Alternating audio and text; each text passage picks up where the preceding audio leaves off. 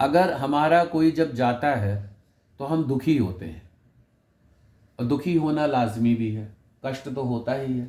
क्योंकि देखो, हमारा संबंध मोह का है, सबसे ज़्यादा मोह का है। और मोह सकल व्याधिन कर मूला, तिन ते भय उपजई भवसूला। मोह ही सबसे ज़्यादा कष्टों का कारक है। जैसे कि मैं परसों या नरसों बता रहा था, जब हमारे घर में हमारे नहीं रहते तो हमें बहुत कष्ट होता है, और अगर पड़ोसी के यहाँ कोई नहीं है तो थोड़ा सा कम कष्ट होता है। थोड़ा और अगले ब्लॉक में किसी के यहाँ किसी की मृत्यु हो गई तो थोड़ा कम कष्ट होता है, और अगर कहीं दूर हो गई तो उतना कष्ट नहीं होता। लेकिन जितना नज़दीक का संबंध होता है उतना कष्ट होता है। तो ये कष्ट क्यों होता है? मोह के कारण। क्योंकि हम जिनके साथ में रहते हैं, उठते बैठते हैं, खाते पीते हैं, सोते जागते हैं, घूमते टहलते हैं, पूरे ज़िंदगी जिनके साथ हम रहते हैं, जब वो अचानक हमें छोड़ के चले जाते हैं तो हमें तो कई बार ऐसा स्वप्न लगता है कि जैसे कि मतलब वो नहीं गए, हमारे पास ही बैठे। लेकिन कष्ट बहुत होता है, और उन कष्टों को कैसे जो है आदमी को धारण करना चाहिए? धीरज धर के धारण करना चाहिए। क्योंकि फिर मैं कहता हूँ सबसे पहले धीरज रखना चाहिए। भगवान के नाम की कथा के द्वारा, ज्ञान के द्वारा अपने जो है शोक का परित्याग करना चाहिए, शोक को छोड़ना चाहिए। क्योंकि हमारा जो भी गया है कोई व्यक्ति, अगर आप रोए, खूब रोए, रातों दिन रोते रहें, और हजारों वर्ष तक आप रोते रहें, रातों दिन रोते रहें, दुखी होते रहें, तो क्या वो आ जाएगा? नहीं आएगा। क्योंकि जो चला गया है सो चला गया है। वो कर्म के अनुसार वो आया था, कर्म के अनुसार वो चला गया, और कर्म के अनुसार ही वो हमारी माँ बनी, हमारे पिता बने, हमारे भाई बने, बहन बने, परिवार बने, कर्म के अनुसार बने। ठीक। जब अभिमन्यु को घेर करके मारा गया था तो अर्जुन को बहुत कष्ट हुआ, क्योंकि अभिमन्यु उनका इकलौता ही पुत्र था, है ना। और जब घेर के मारा गया, और 16 वर्ष की उम्र में, 16 वर्ष था उस अभिमन्यु की उम्र, सिर्फ 16 वर्ष का था, तो बहुत कष्ट हुआ। अब देखो, ये जरूरी थोड़ी कि जो ज्ञानवान उनको कष्ट नहीं होता है, जो लोग जो है धार्मिक उनको कष्ट नहीं होता। कष्ट तो होता है, हर आदमी टूट जाता है, हर आदमी बिखर जाता है, बड़े बड़े लोग बिखर जाते हैं। तो अर्जुन को भी, और अर्जुन के साथ कौन रहते थे? भगवान श्री कृष्ण जी रहते थे। कौन? भगवान श्री कृष्ण जी। भगवान श्री कृष्ण जी ने अर्जुन को गीता का उपदेश दिया था, श्रीमद् भागवत गीता का अर्जुन को उपदेश दिया था, फिर भी अर्जुन का मोह नहीं गया। उस समय तो चला गया जब युद्ध में, पर जब अभिमन्यु के मृत्यु का समाचार सुना तो उनका ज्ञान सब खत्म हो गया। हो ही जाता है, जब कष्ट आता तो आदमी का ज्ञान शून्य पे चला जाता है, बुद्धि सब कुछ शून्य पे चला जाती है, कुछ काम नहीं करता है।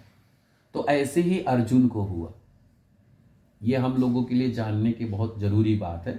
आप लोग इसको सोचेंगे, जानेंगे तो आप लोगों को ज्ञान की प्राप्ति होगी। तो अर्जुन को बहुत ही ज्यादा कष्ट हुआ।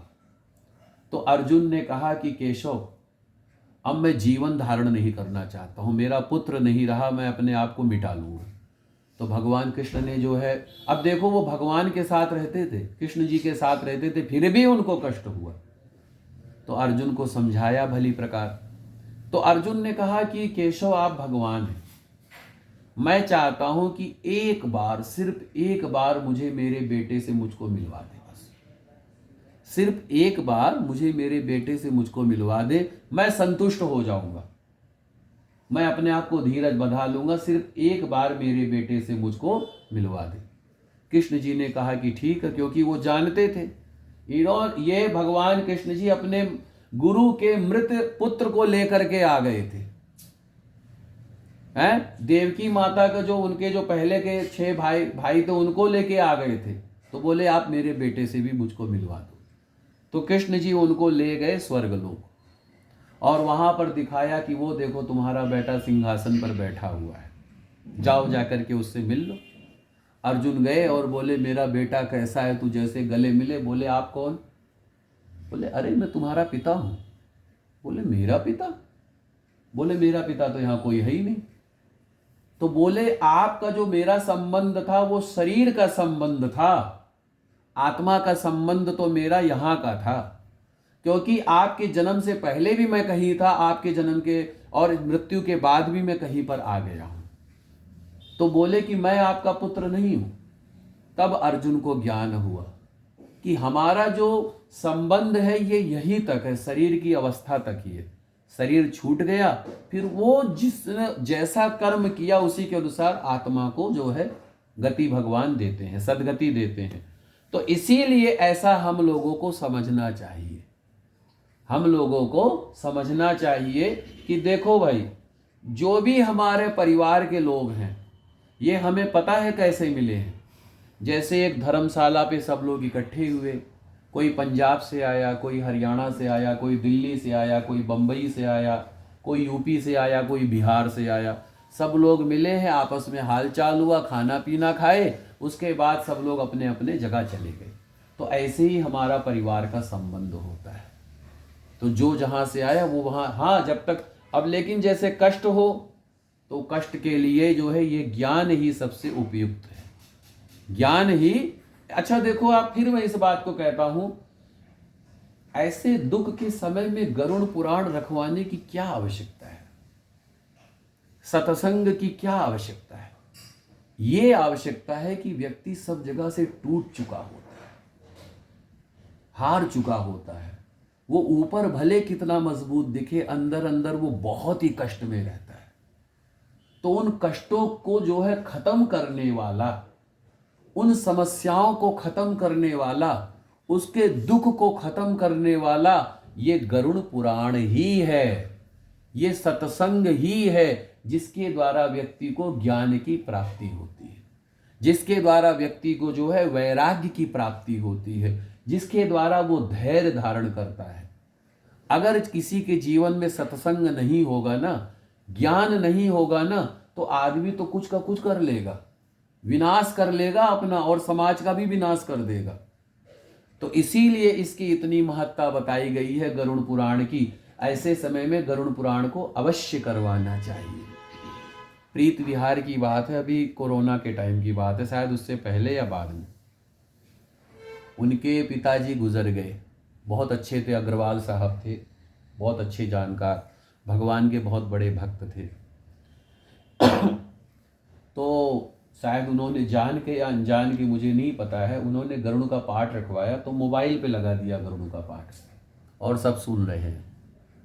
तो मैंने कहा उसको सुनना ना सुनना बेकार है, क्योंकि आप सब लोगों ने शायद एक बीरबल की एक खिचड़ी है उसके बारे में सुना होगा कि जो है बस वही वाला हाल है कि एक बात बताओ, ये सब सुनना न सुनना बेकार है जब तक आप प्रत्यक्षम किम प्रमाणात, सामने बैठ करके जब ज्ञान अर्जित करेंगे तब उसका कुछ लाभ अलग होगा। टेप रिकॉर्डर से कुछ नहीं होने वाला है, टेप रिकॉर्डर से कुछ नहीं होता है। इसीलिए ये ज्ञान जो है हमें जो है बुद्धि प्रदान करता है। तो इसीलिए आप कितने भी दुखी रहो, जिसको आप बहुत ज़्यादा प्यार करते थे, बहुत ज़्यादा चाहते थे, वो चला गया दुनिया से, तो आप कितना भी प्रयास कर लो वो नहीं आने वाला। हमारे ख्यालों में आ सकता है, वैसे आ सकता है, लेकिन वैसे नहीं आने वाला है। क्यों नहीं आने वाला है? क्योंकि जिसका जन्म हुआ है उसकी मृत्यु भी अवश्य होनी है। ठीक है? हम 4 भाई बहन हैं, मैं मझला हूं भाइयों में। मैं आप लोगों को थोड़ी देर ले रहा हूं, परेशान मत होइएगा, है ना? परेशान तो नहीं हो रहे हैं कि पंडित जी बहुत लंबी लंबी कथा कर रहे हैं। 10 मिनट लूंगा ज़्यादा से ज़्यादा बस। हम 4 भाई बहन, मैं मझला हूँ भाइयों में, दूसरे नंबर पर हूँ। मेरे से बड़े मैं, मेरे से छोटा फिर मेरी बहन। मेरी उम्र 5 साल थी, हमारी माँ हमें छोड़ के चली गई। सब छोटे छोटे थे। तो देखिए बगैर माँ के कैसा जीवन होता है, कैसे शिक्षा में, पढ़ाई लिखाई में रोज कितनी बड़ी दिक्कत होती है। कभी कभी उनकी भी याद बहुत आती है। एक बार एक झलक दिख जाए, एक बार वैसे दिख जाए, पर नहीं है तो नहीं है, यादों में है वैसे स्मृति में है कि ऐसी थी, ऐसे उनके बोल चाल था, ऐसा उनका स्वभाव था, पर अब नहीं है। लेकिन हम क्या करते हैं, उन्हीं स्मृतियों को संजोए हुए हम जो है सोचते हैं जीवन। लेकिन उनके जीवन का जो आदर्श था ना, उनके जीवन की जो अच्छाइयाँ थी ना, वो हम अपने जीवन में धारण करते हैं। उन्होंने सबको प्यार दिया, खूब सत्कार दिया, सबकी खूब सेवा करती थी, और कभी किसी के साथ उन्होंने कोई गलत व्यवहार, बोली चाली में कभी कुछ नहीं किया। तो वही हम लोगों को मिला है, वही हम लोगों को मिला है।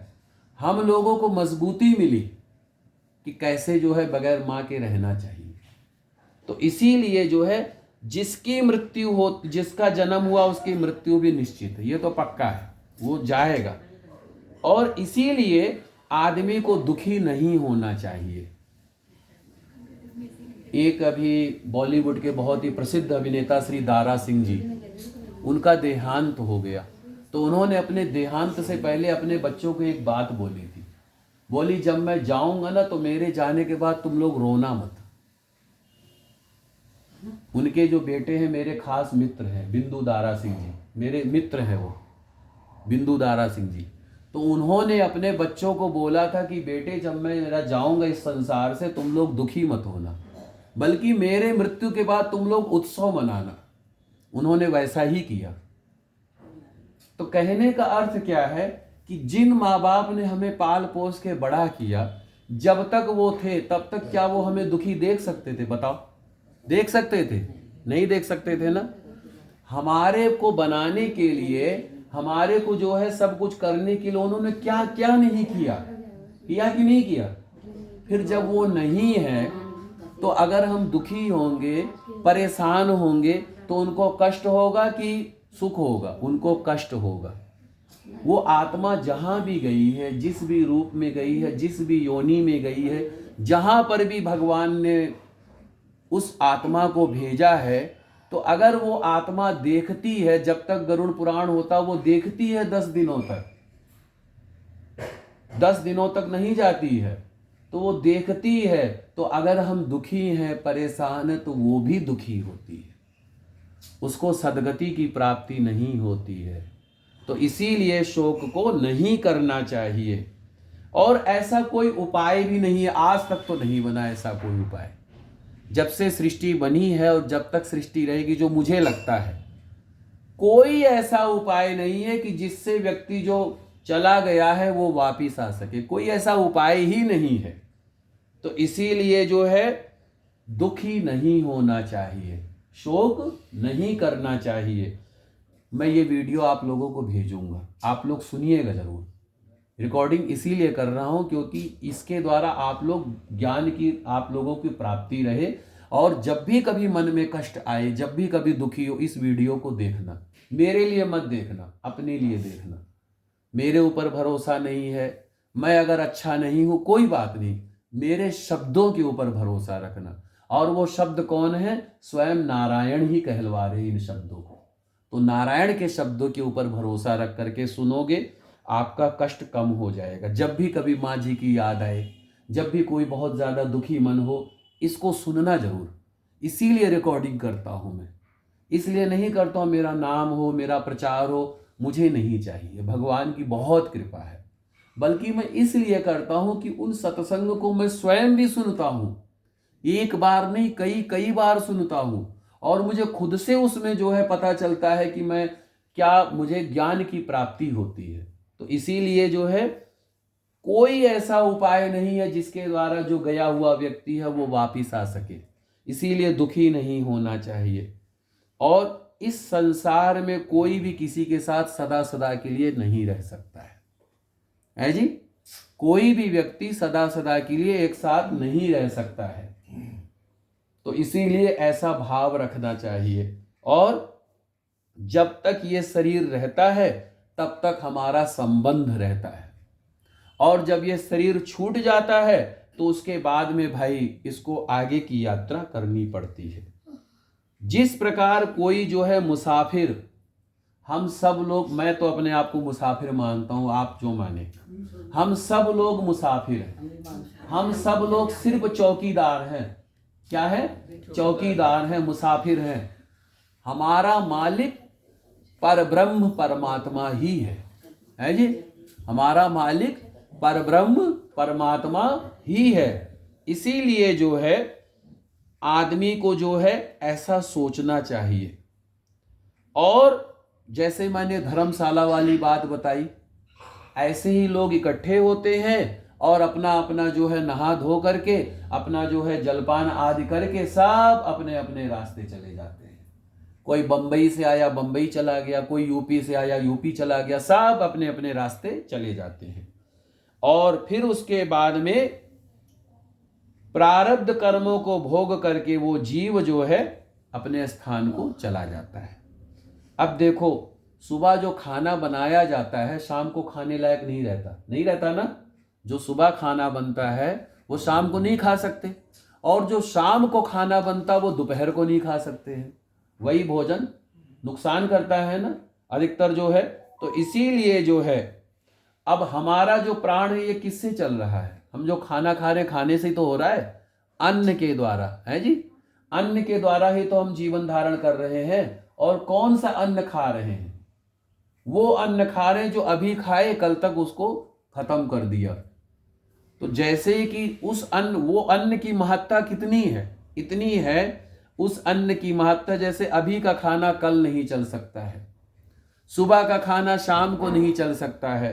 तो इसी तरीके से ऐसा हमें सोचना चाहिए कि जो है जिस अन्न के द्वारा हम अपने आप को पचाते, जब उस अन्न की नित्यता नहीं है तो हमारी नित्यता कैसे हो सकती है?